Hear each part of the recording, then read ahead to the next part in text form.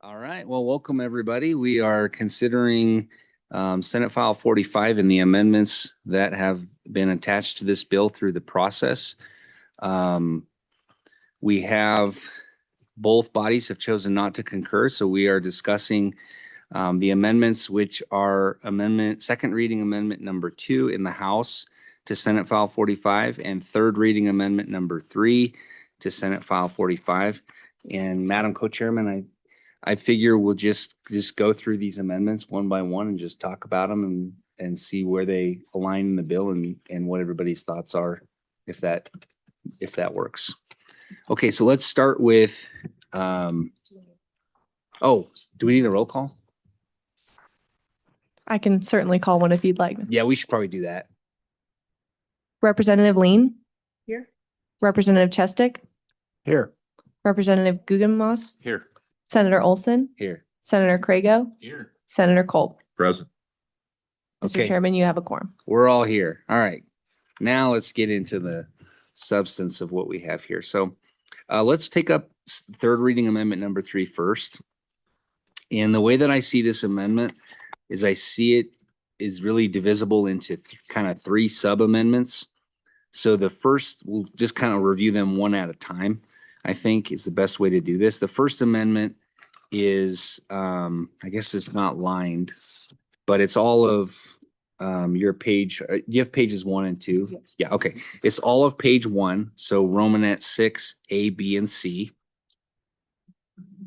And then if you go over to your second page, the changes to page 8, and page 9, lines 6 through 8. That's all what I would consider division number 1. First part of this amendment. And then the second part is page 9, line 10.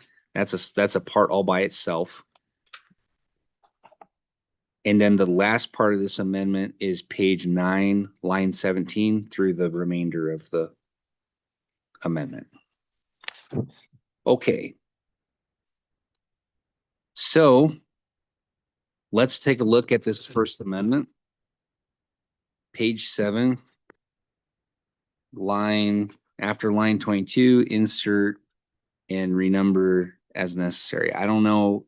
This was a House amendment, so I don't know if there are any thoughts on behind this amendment that would help us to understand why it was inserted, or if you have any thoughts on it, House. Mr. Chairman, the bringer of this amendment put it in for denial purposes and for permitting purposes for clarity for our local municipalities and counties. She's not here today, so I don't want to speak on her behalf, but that was the understanding that I had of it.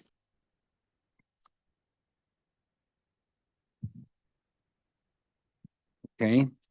Before we take any action, let's look at the rest of this amendment. So page 9, line 10 is there's a little bit of cleanup here, and there's some substantive language being added to subparagraph H. It says a simulcasting permit holder may appeal a denial, and then we add of approval.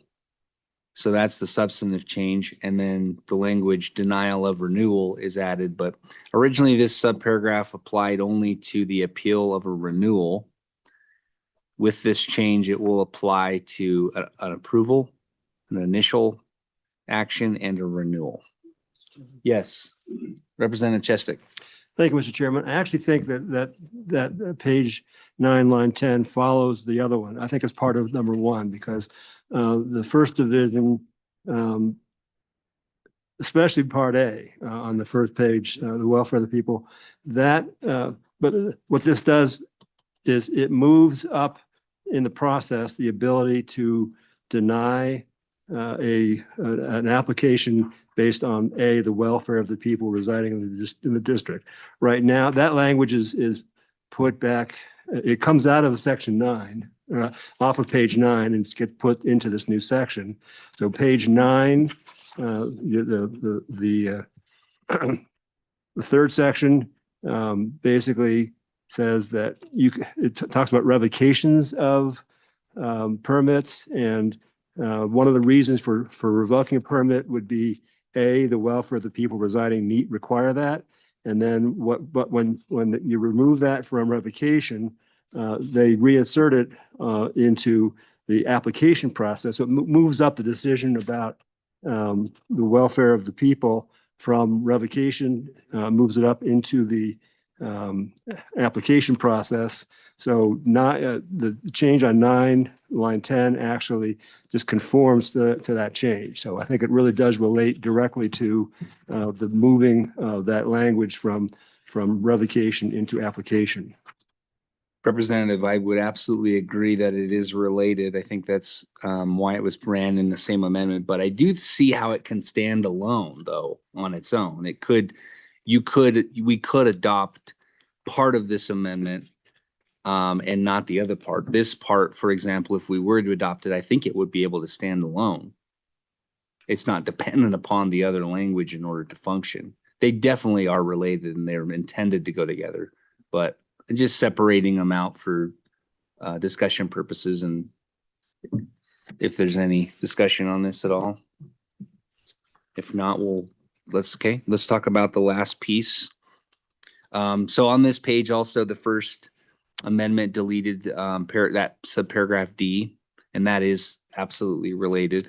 And then page 9, the last part of this amendment would put a period on line 17. So an applicant for a fee simulcasting permit may appeal a decision of the local approving authority to the district court in the county where the application is filed, period, and then delete the rest of the language on that page. So definitely related again, but substantively could stand alone on its own as well. So that's the third reading amendment. Anything else from the House on that would be helpful for us to understand about this third reading amendment? Representative Gugelmas? Nothing to add. Nothing. Basically just a motion is all I got. You got a motion? Yeah, go ahead. Light up your mic. Thank you, Mr. Chairman. I would make a motion that we just delete this third reading amendment number 3 and In- just get rid of it. In its entirety? Yes. Okay. Is there a second? Second. It's been moved by Representative Gugelmas and seconded by Senator Kolb to delete third reading amendment number 3, Senate File 45. Any other discussion on this amendment? No? All right. All those in favor signify by saying aye. Aye. Any opposed? All right. We're making progress. All right. Let's take a look at second reading amendment number 2, Senate File 45. This is on page 4 of the engrossed bill.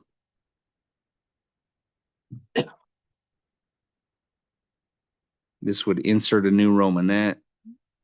Number 6, notwithstanding any other law and except as provided in subsection E2 of this section, counties, towns, and municipalities shall not charge a monetary fee to obtain a simulcasting permit or renewal. Any discussion on this? Yes, Co-Chairman Lean. Thank you, Mr. Chairman. The purpose of this was just to make sure that our cities, towns, counties, as they're issuing permits, that we don't end up with monetary fees that are discrepancy across the board. Say in one community, they're charging $500 for the permit. In another community, they may charge nothing. And this was just to make sure that there's no monetary value placed across the board. Senator Kolb. Yeah, thank you, Mr. Chairman. Just to be clear about how these fees are based on actual real time spent. You can't typically in the world of fees, they would stick to a rationale about how they came up with them. It wouldn't just be out of the ether. I mean, that's typically what we were told when I was county commissioner, that the fees had to be commensurate towards the effort and work that it took to do a certain thing, like through zoning. And I don't know if that's exactly applicable in this case, but that's what I know about those kind of fees. Any other discussion? Senator Craigo. Thank you, Mr. Chairman. Yeah, I guess I kind of had the same question. I'm not opposed to that conversation. But for example, copy costs. If you're making copies, and this isn't part of this particular bill, but counties, for example, cities sometimes have to do publication. Typically that's put on the person who's applying for the permit. That cost is passed on, so the taxpayers aren't paying for someone to apply for a permit. I think we just have to be careful about including that language. Language that said we couldn't charge them more than, what it costs, reimbursements or something like that, I think would be more appropriate than just no fees whatsoever. I'm happy if we say there's not going to be a fee associated with the permit itself. I think long-term, we need to think about that though, actually. I'm not comfortable with that being in the statutes forever. I think there's a discussion point there. Other permits people have to pay for, liquor licenses, that's just one example. But I'm fine with that for now. I just want to make sure we're not making counties carry a cost out of pocket. I'm just worried about out-of-pocket costs, if that makes sense. Co-Chairman Lean. Mr. Chairman, might we bring up Mr. Riemann from the Wyoming County Commissioners and ask him what the current cost is that the counties are carrying for the permitting fees? Mr. Riemann, you've been summoned. Mr. Chairman. Yes, Senator Culp, go ahead. Yeah, I think we use language as reasonable and customary fees as a typical language that we put in there to put sideboards on it. Back in the day when I was a county commissioner, that's typical language you use, so you can't just make up a fee. It has to be justifiable. And I don't know if that language is appropriate, agreeable, but I think that's worth having a conversation over. Okay. Mr. Riemann. Mr. Chairman, members of the committee, Jeremiah Riemann here on behalf of the County Commissioners Association. I just consulted with one of our county commissioners. The Johnson County is not charging any fees relative to these permits. I'm not aware that any county is. As it specifically related to this legislation, one of the things we were concerned about was the printing costs in the newspaper, because there is a public component of this that is addressed in the language. So do appreciate that exists there. And certainly I don't think my folks are looking to make money off of these permits. Would want to make sure we could cover costs, but I'm happy to check with a couple of other counties quickly this morning, but at least one is not. Senator Craigo. Thank you, Mr. Chairman. Could you point us to the language, Mr. Raymond, and where we talk about that? We could specifically reference that within that amendment, just so we're not contradicting ourselves within the language.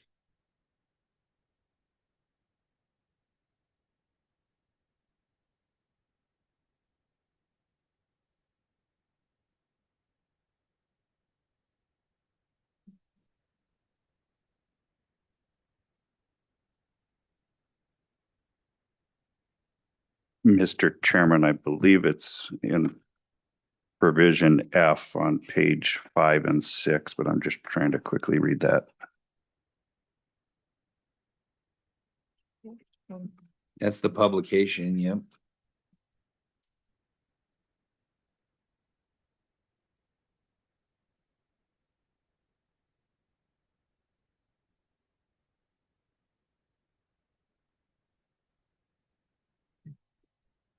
Doesn't talk about fees, but it is the Actually, publication Mr. process. Chairman, it's on page 5. If you go up to lines 10 through 12, it has there that specifically at the time of application, they shall pay an amount sufficient to reimburse for the publishing costs. For the actual cost of publication, notice of the application.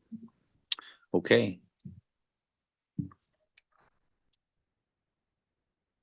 Which is already in the amendment. Yeah, that's the E2. It pointed at us right there. It was right under our nose the whole time. Thank you, Mr. Riemann.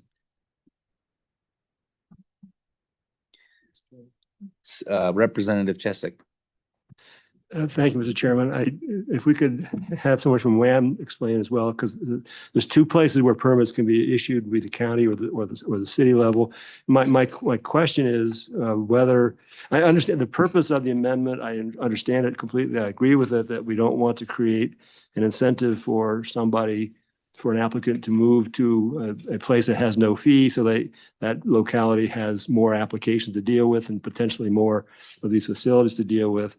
My question is, if there are fees being charged, how much are they?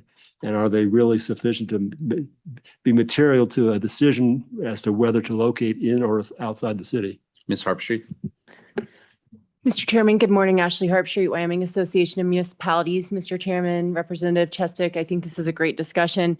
I would echo what Mr. Ryman is saying. I'm trying to message some members right now of what a reasonable fee would be like in this permitting process. I think we for sure want to be able to recoup costs if we're publicizing.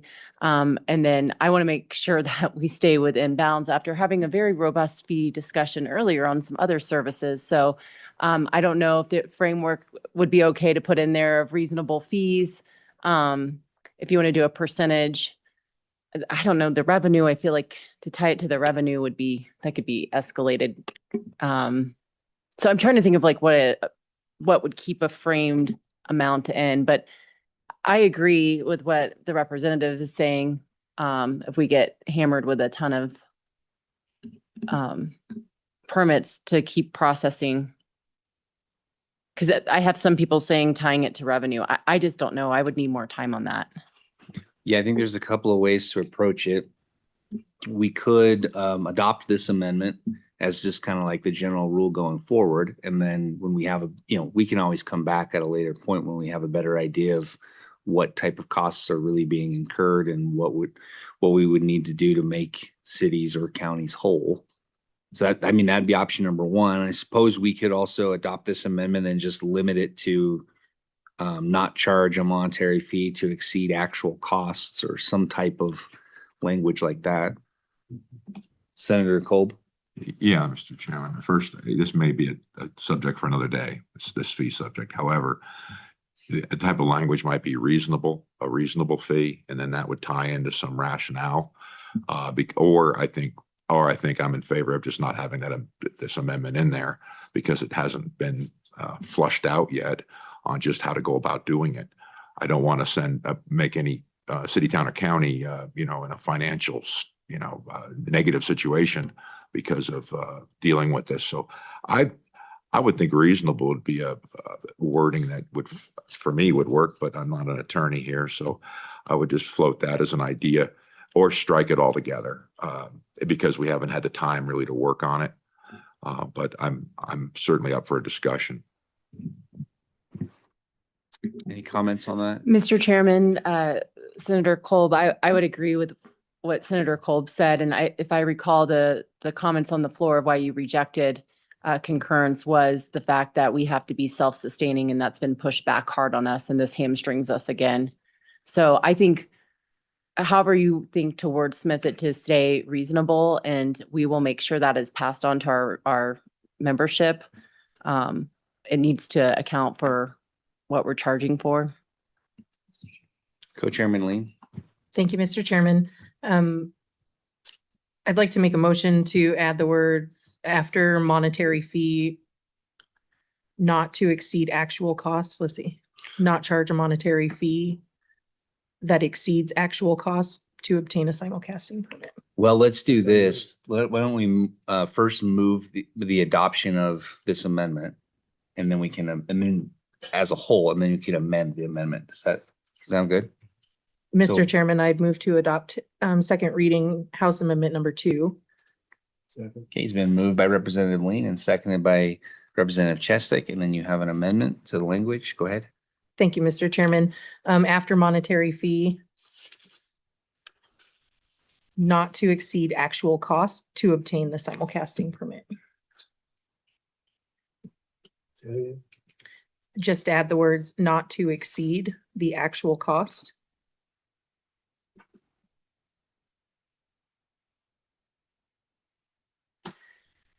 Seconded by Representative Chestick Discussion. for discussion. Sure. I'll second. Yeah, let's talk about this. Senator Crago? I have a different question. Oh, okay. So Representative Chestick. I think that's already in there, though. The except as provided by subsection E2, which is the language that you can recover the actual cost of publishing notice. But it's limited to the, Yeah. to the publication. It's only, Right. that's the only actual cost you can recover. If there are other costs, we're not capturing them. It's, I think, the problem.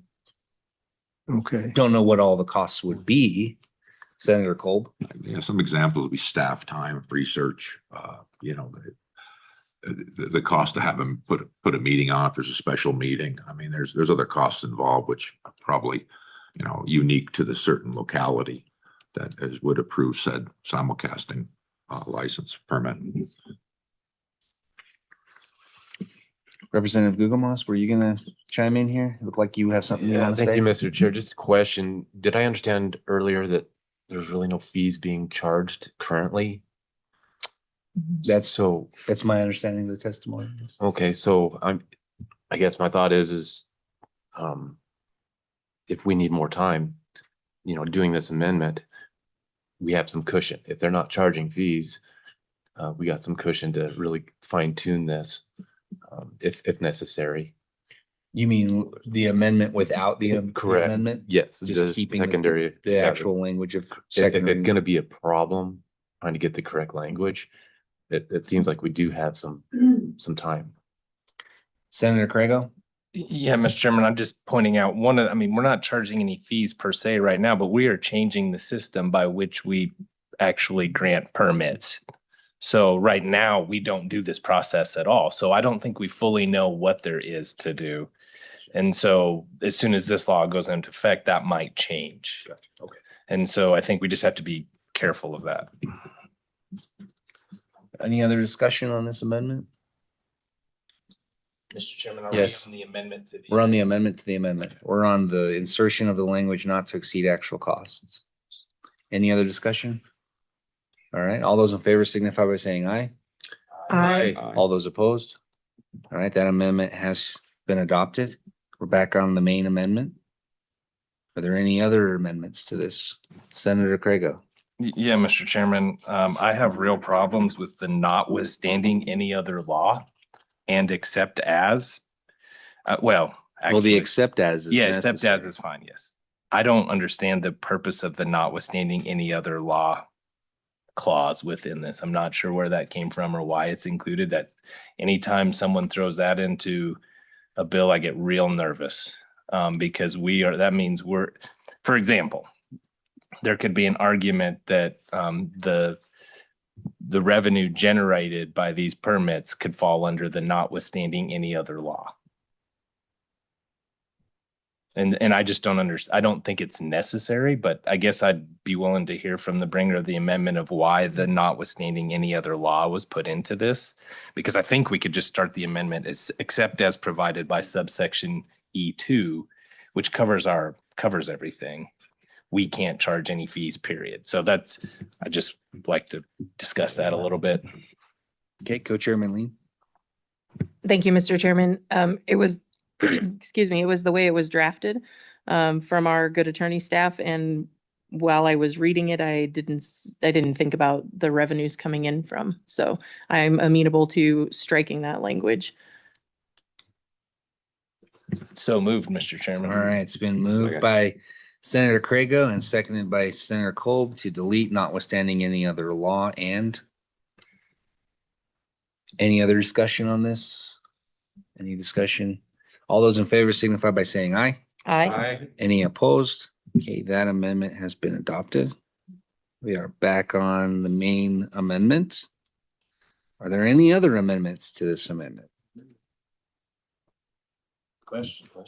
Any other discussion? All right, all those in favor signify by saying aye. Aye. Any opposed? Okay. Second reading amendment number 2 to Senate File 45 as amended has been adopted.